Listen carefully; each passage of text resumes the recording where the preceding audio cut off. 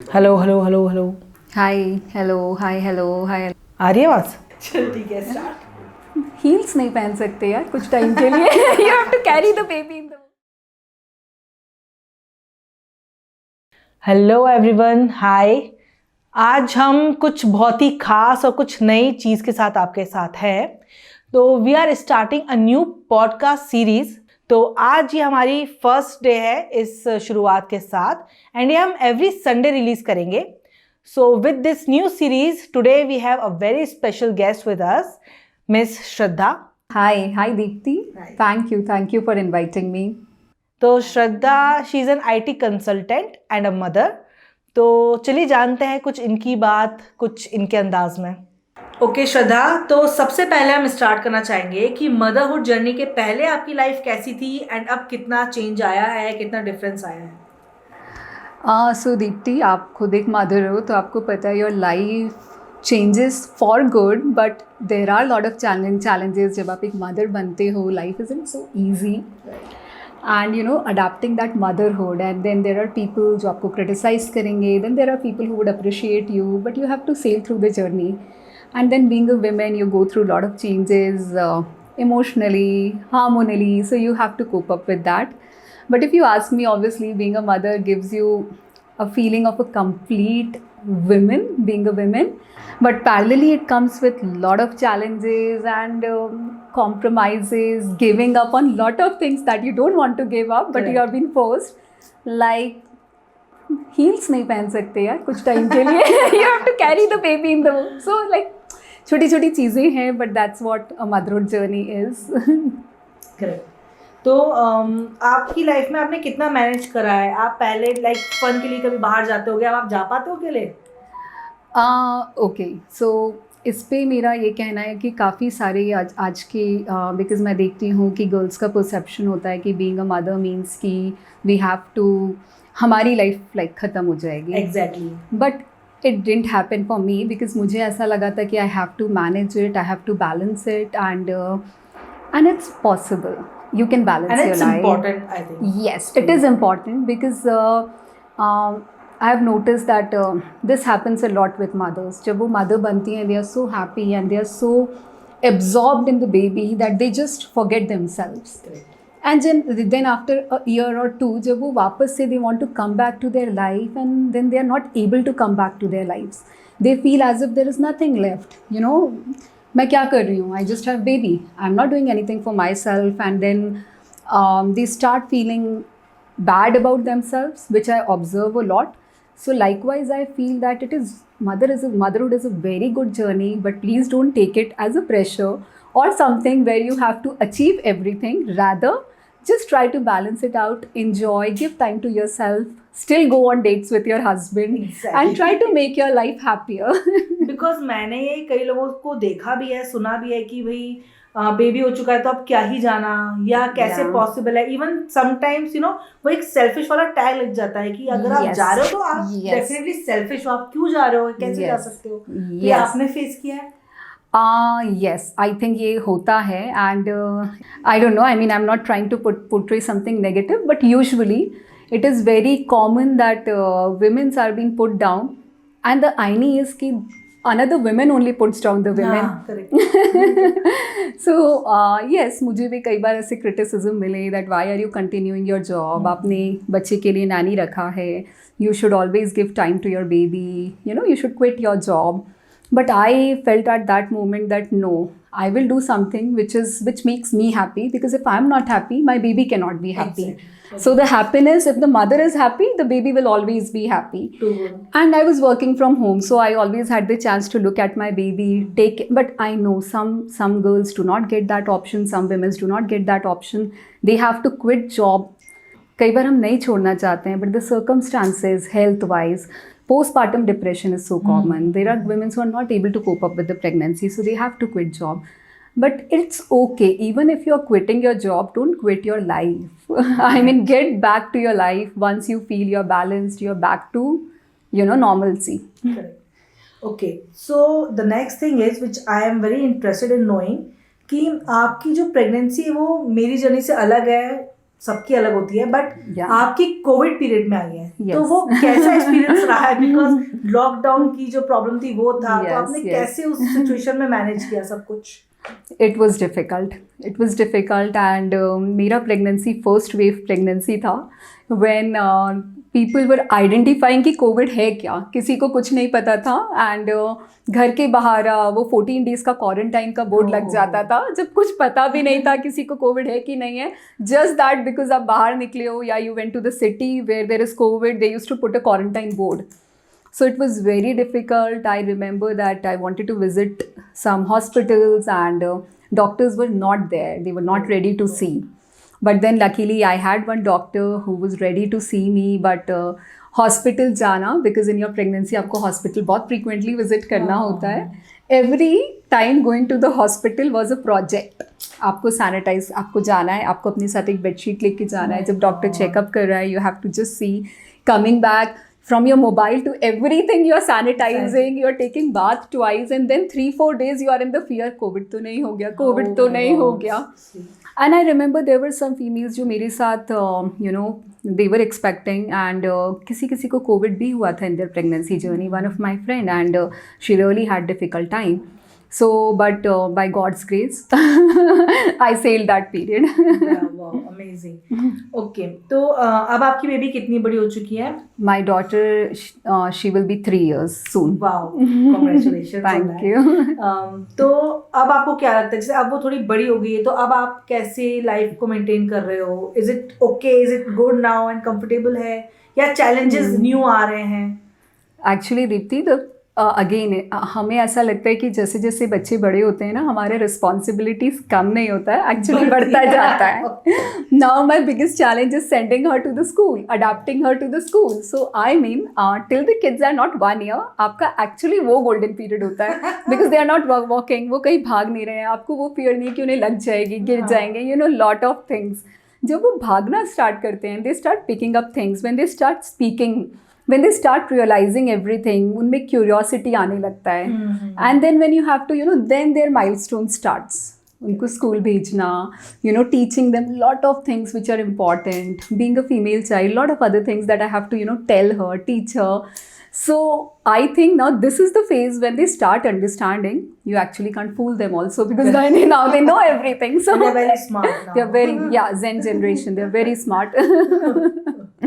Usually हम जब parents बनते हैं तो हम काफ़ी एक्सपेक्ट करते हैं कि यू नो हम जब अपने बच्चे को रेस करेंगे, हमें काफ़ी क्रिटिसिज्म भी मिलेगा, अप्रिसिएशन भी मिलेगा, but you need to own the motherhood. That is, मुझे लगता है कि हमें मदरहुड टिप्स अपने मदर से भी नहीं लेने चाहिए. The reason being, her mother का ना, आपका, मेरा, सब मदर्स का अपने बच्चों को रेस करने का तरीका बहुत अलग होता है.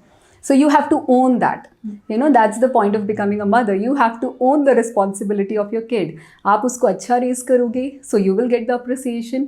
If you won't, you will get the criticism. But anyways, even if you take motherhood tips and something happens, you will only get the, you know, criticism. And so you have to own the motherhood. Right.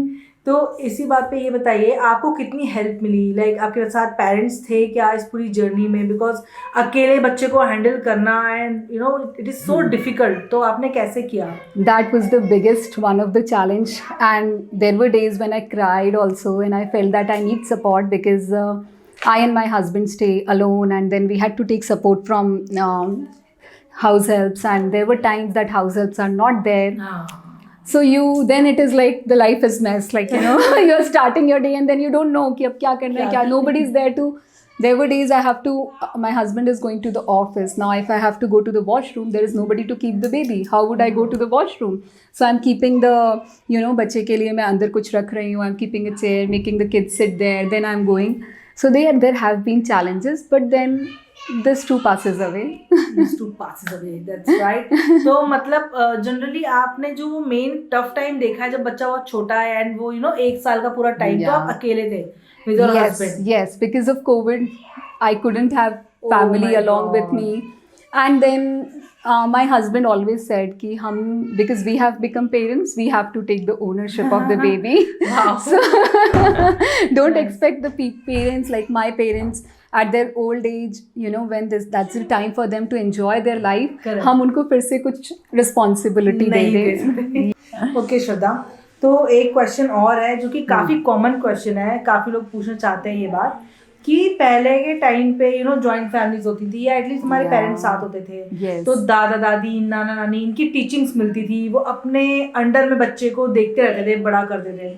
तो आज के time पे चूंकि आप अकेले रहते हो, तो किस तरीके से आप वो छोटी छोटी सी टीचिंग्स या वो संस्कार हमें कहना चाहिए, वो आप कैसे डेवलप कर पा रहे हो? यस, एक्चुअली एक बहुत ही डिफ़िकल्ट टास्क होता है एज अ मदर.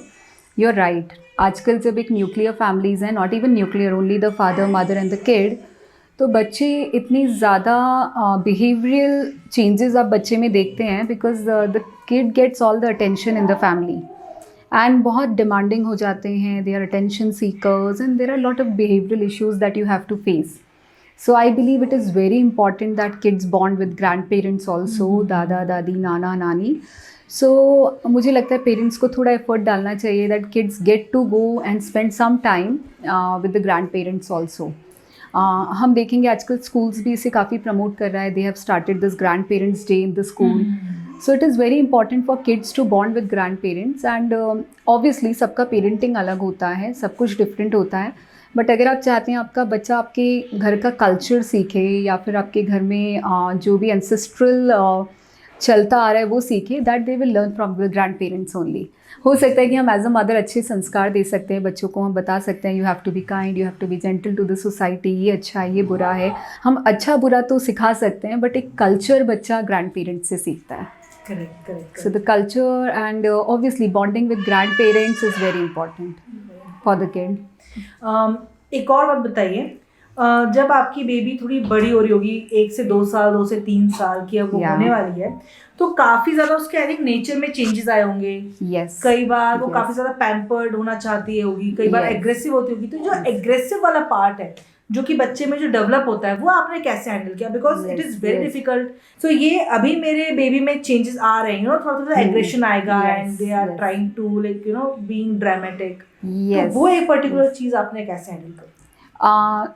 ये एक ऐसा पॉइंट है जिस पे हर मदर का अपना एक टेक होता है. लाइक मुझे मेरी कुछ फ्रेंड्स बोलती हैं you are doing a very gentle parenting, but again I have seen that when I was growing up from my parents. So मुझे लगता है कि बच्चों का ये जो चेंज इन बिहेवियर होता है, डिफरेंट फेजेस होते हैं. They might get aggressive at some stage of their life, then there are phases वो बहुत ज़िद्दी हो जाते हैं. दे वांट समथिंग, अदरवाइज वो वहीं पे if they don't get it they start behaving repulsive. So you have to be patient as a mother. Patience तो आपको बिल्कुल, you have to keep the patience, you have to tell them. And एक बार जब the kid is 3 years, तो बच्चे को आप जब कुछ समझाते हैं they start understanding. Like now when she does something, like उसने किसी चीज़ की जिद की, तो rather than shouting, slapping, at least that's how my parenthood is. I believe that I tell her that why this is not good for you or why I will not get you this. So I just try to do that. I don't know how right it is. But this aggressiveness in the kids is quite common these days, and I see that ये हर mother को ये phase से they have to go through. And at very early stage. Yes. Very early age. Yes, very. And when then kids के अपने milestones होते हैं, उनकी teething होती है. At times they are aggressive when they are getting their teeth because वो express नहीं कर पाते हैं. तो you need to understand why this aggression is. That is also very important. Because एक बार kids कई बार protected environment में होते हैं. So there is a difference between being aggressive and being stubborn. बच्चे एग्रेसिव है कि स्टबर्न है, we need to understand that. If the kid is stubborn that's probably because वो जिस एनवायरनमेंट में है they are being pampered. And आजकल kids को सब कुछ मिल जाता है जो वो मांगते हैं. तो then if they don't get something, जब हम एक स्टेज के बाद उनको मना करना स्टार्ट करते हैं तो then that stubbornness comes out. एक बात और बताइए, आपकी बेबी अकेली है, she is a single child और फर्स्ट चाइल्ड एक्चुअली. यस. तो उसको प्रॉब्लम होती है बाकी बच्चों के साथ मिंगल अप होने में? Yes that's a very difficult phase for me and मेरा अभी वो फेज चल रहा है बिकॉज मेरी daughter is not the only child. She was the first child in my like husband's family and मेरी फैमिली में भी 18 years बाद किड आया था. तो the grandparents were equally pampering her. Yeah, correct. And जब आपके आसपास सारे एल्डर्स होते हैं so they usually listen, like बच्चा रोए नहीं, बच्चे ने जो जिद करी, अपन बड़े हैं ना, बच्चे की जिद पूरी कर दो. एंड अब जब उसने स्कूल जाना स्टार्ट किया and she had to share things with the kids in the school where she had to be sharing things, when she got into that environment, it was a very difficult, it is still going on, I am just still trying to handle, but as a mother I have to be very strong in that phase. Correct. तो श्रद्धा, आपके साथ बात करके बहुत अच्छा लगा and आपने you. काफ़ी ज़्यादा अच्छी बातें बताई हमें.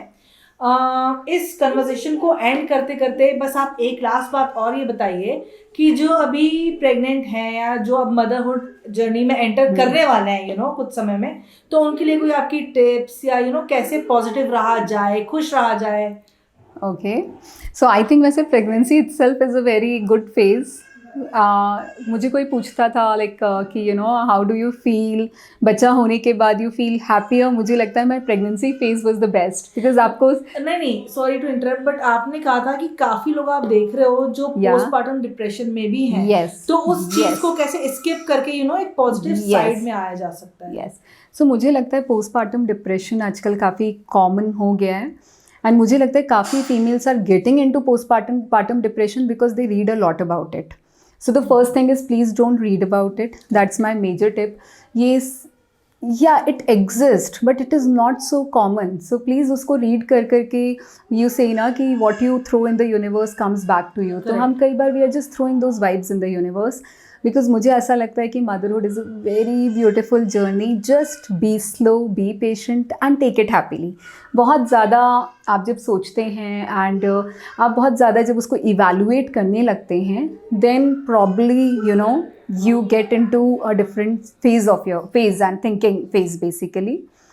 And second, मेरा एक और ओपिनियन है कि या डेफिनेटली आपके हार्मोन्स चेंज होते हैं, so body behaves differently, but it's just a phase and every female, every woman goes through it. You are not the only one, so just let it be the phase of your life and be happy.